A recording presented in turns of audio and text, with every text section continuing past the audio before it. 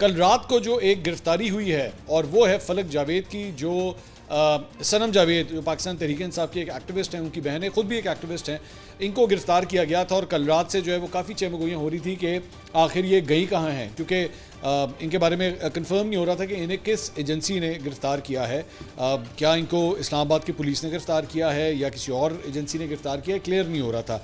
तो इसके ऊपर मतलब बहुत सी चहमगोइयाँ सोशल मीडिया के ऊपर भी हो रही थी, लेकिन हमारे इस वीलॉग को रिकॉर्ड करने से भी चंद मिनट पहले जो है वो बाकायदा तौर पे ऐलान सामने आ गया है कि national cyber crime investigation agency ने जनाब उन्हें गिरफ़्तार किया है। उनकी गिरफ़्तारी डाल दी गई है। लाहौर के अंदर जो national cyber crime investigation agency है, उन्होंने इनकी गिरफ़्तारी का बाकायदा ऐलान किया है और 2 मुकदमात में उनकी गिरफ़्तारी डाली गई है। और पीका एक्ट के तहत खातून सियासतदान के ख़िलाफ़ नाजेबा अल्फाज इस्तेमाल करने का मुकदमा भी जो है उनके ख़िलाफ़ दर्ज है। मेरी इत्तलात के मुताबिक आखिरी बार जो है अज़मा बुखारी साहिबा ने इनके अगेंस्ट कोई कंप्लेन की थी, गालबन हो सकता है, आई एम नॉट श्योर, लेकिन हो सकता है कि ये बेसिकली उसी केस में इनकी एक केस तो वो है जिसमें गिरफ्तारी डाली गई हो।